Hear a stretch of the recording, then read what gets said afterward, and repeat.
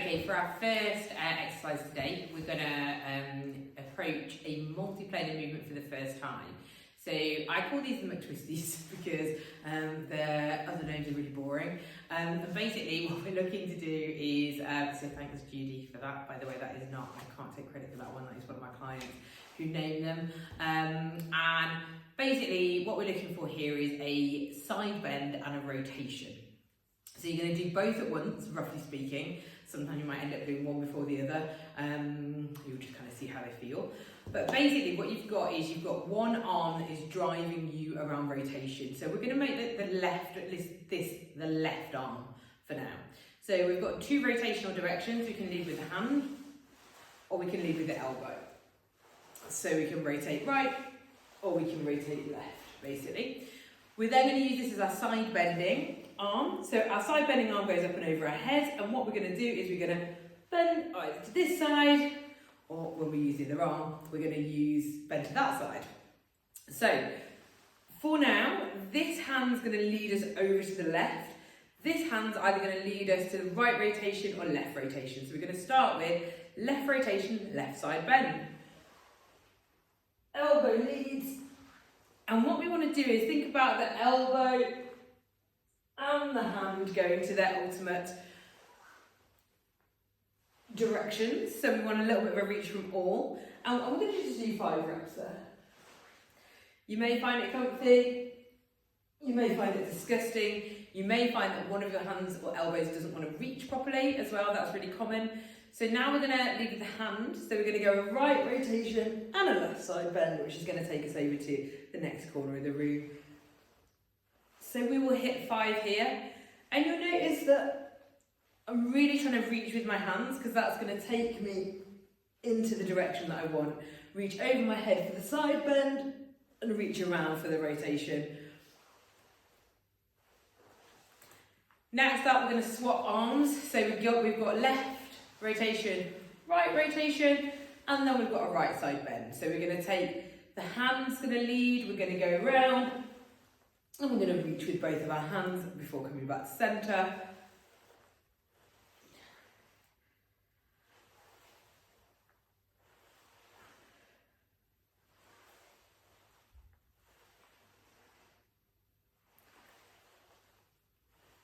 And don't worry about deliberately keeping your hips still or anything like that. I think that was 5 reps. You don't need to, the seat will do enough to keep your hips stationary enough. We'll look at a standing version as well later in the week in the programming. So this time, leading with the elbow to take us into a right rotation, and then we're going to do the same right side bend. So, over here, right rotation, right side bend. So elbow leads, hand leads, both reach to get us into our position.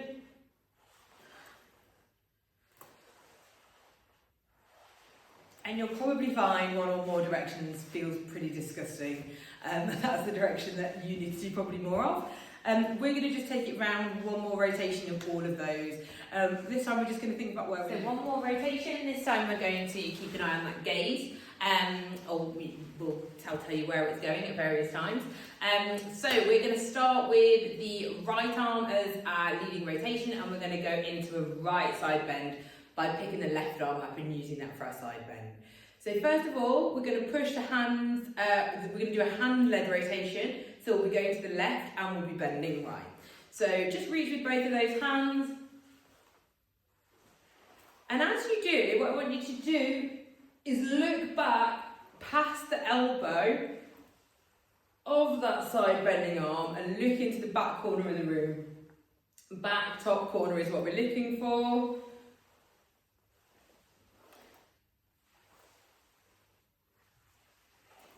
And then you'll feel it kind of take you a little bit more into the stretch through that.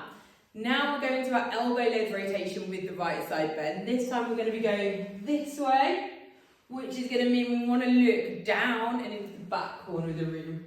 So as we rotate with the elbow and bend with that right hand, we're going to look into the bottom corner of the room behind us, and that's going to just exacerbate that stretch slightly.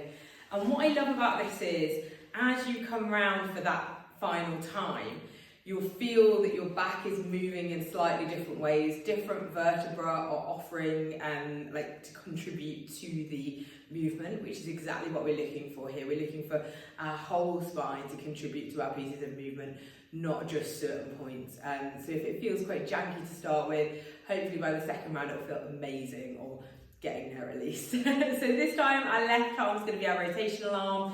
We're going to start with leading with the hand, and it's a left side bend, which means that we're going to look up and back into the back right corner of the room. So I just want to make sure I clock that back right corner every time, and that's just going to help increase the stretch as I continue to reach with my hands, because that's going to bring my torso round with it. So next up, we're going to do an elbow-led rotation and a side bend. So for this one again, we're going to be looking to the bottom back corner of the room. So elbow and hand lead this time.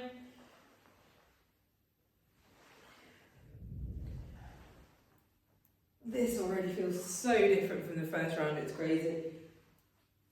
And if it doesn't feel good straight away, try hitting these on the regular throughout your day, because getting this level of spinal movement in, it resolves so many issues through the body. You can feel after you've done sets of these, like how the muscles can just express themselves a little bit better, how you just feel a bit freer and a little bit less like muscle bound, basically.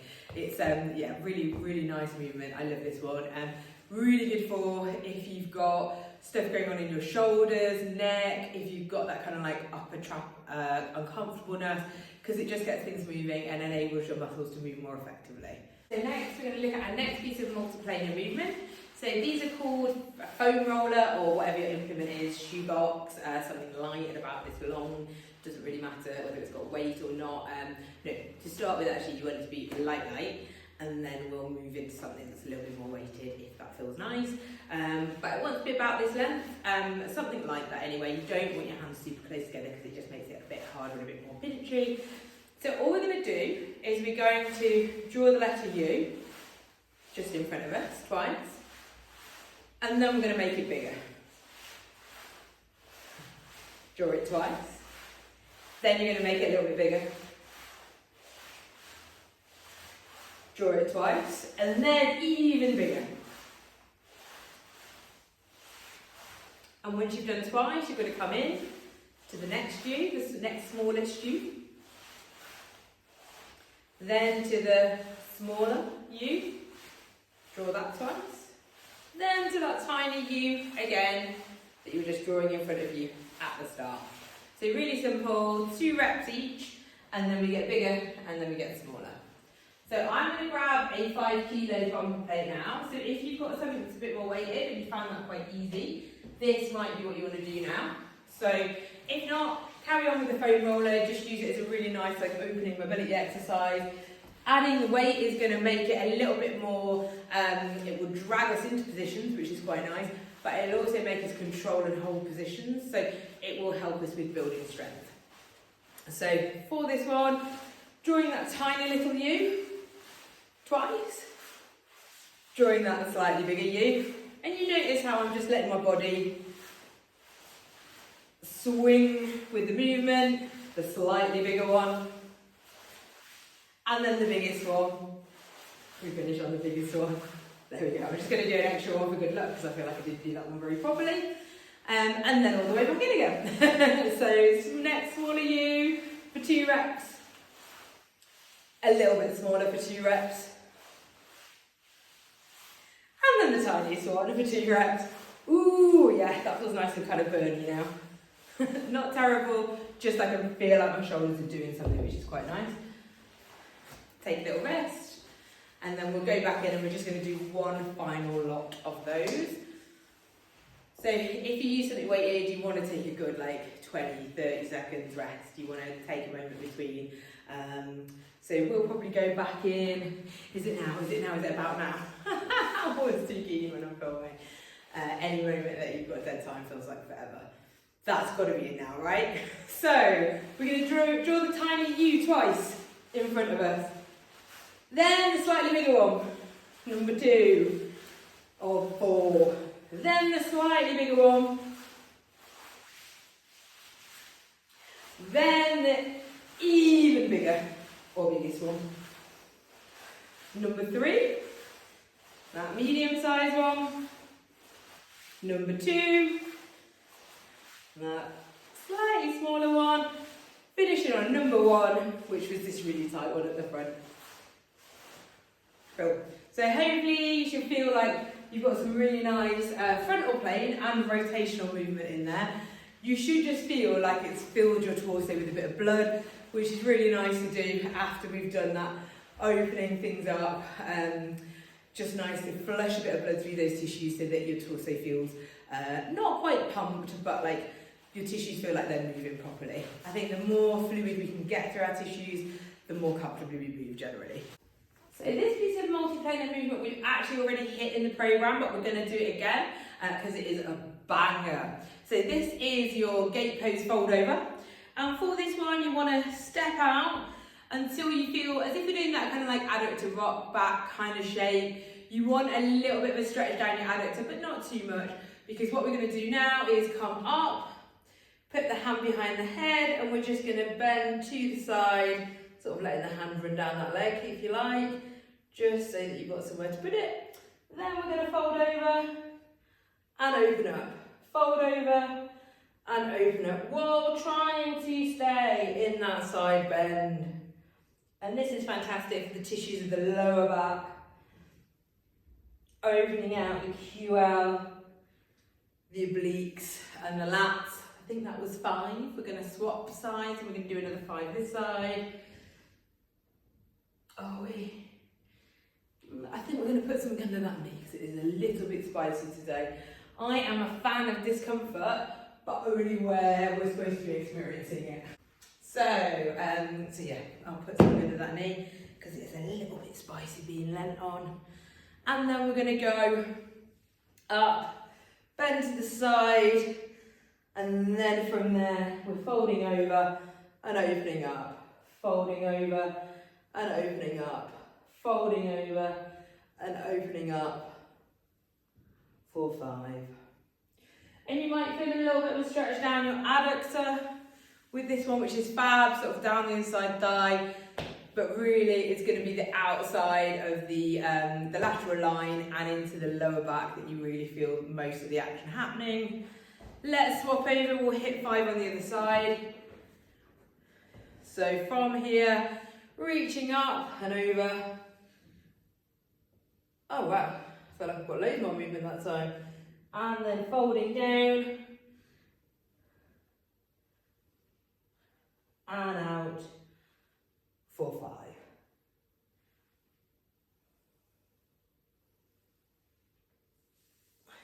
Swapping knees. Reaching up, finding the back of the head. Over into our side bend again. I just feel like I'm going miles this time. Probably notice I'm doing something terrible on the video.